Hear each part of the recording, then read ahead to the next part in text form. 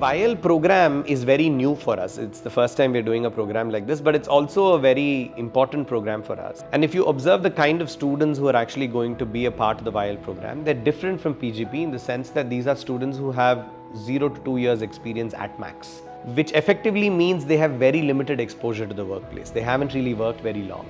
In a sense, they should have the experience of working in a company while they are in the school, so that once they graduate, they don't feel alien in that setup. So experiential learning becomes a very central part of the entire curriculum.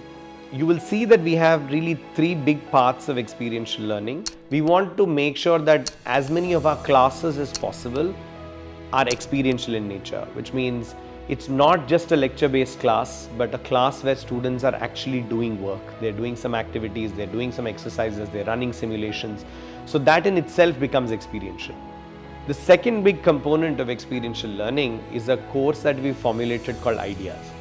Now, this course is unique because one of the most important things for future leaders is their ability to make decisions, is their ability to develop critical thinking skills, is their ability to understand customers, demonstrate empathy, understand how do you actually work with people who are very unlike you, how do you work in group settings. Now, these are all skills that students need to learn, especially if you have limited workplace exposure.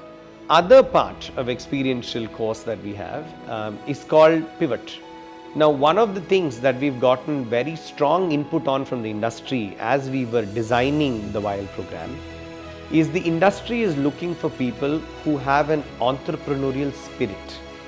In order to develop these skills in our students, what we've decided is we will have a course where the students will have the opportunity to either work with a startup or work in a large company which is incubating new innovative products as a startup within the company, or start their own company and venture and work on their own idea.